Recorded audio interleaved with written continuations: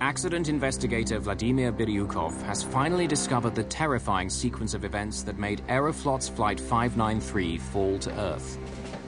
Captain Kudrinsky's 15-year-old son had turned the plane's control column against the programmed flight settings.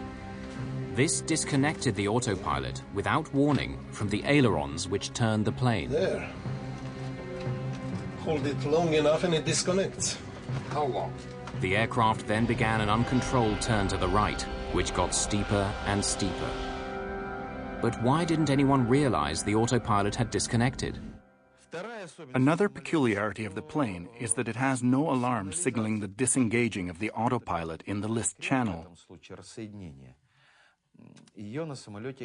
While our Russian planes have an alarm sounding in such an event. So I think that the captain allowed the boy to do it, irregular as it was, believing that even if the autopilot got disengaged, the crew would be alerted to the fact. The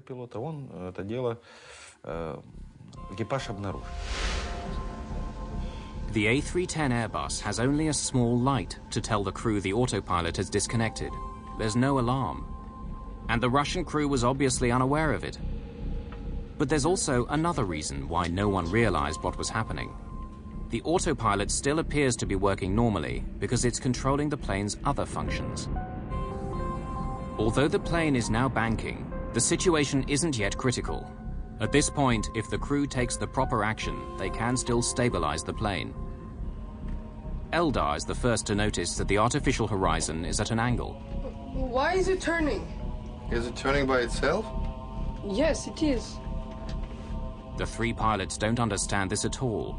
After all, Kudrinsky returned the flight to its autopilot heading. Makarov offers an explanation. Going into some kind of zone. We've gone into a zone, a holding pattern. Have we? Of course we have. Increasing 1 degree per second. 27 degrees. Now we should be entering into the zone. What's that? A strange arc now appears on the navigation panel. It looks like the course a plane would take circling an airport waiting to land.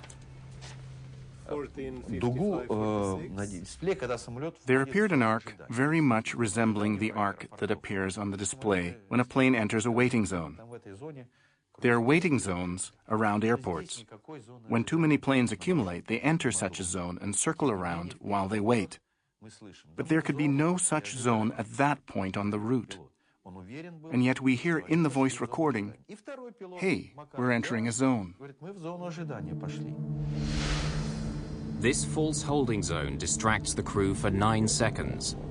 In that time, the plane crosses a critical threshold. The Airbus is now banking at 45 degrees, far beyond its design limits. It cannot turn this steeply and maintain height. It's now losing altitude.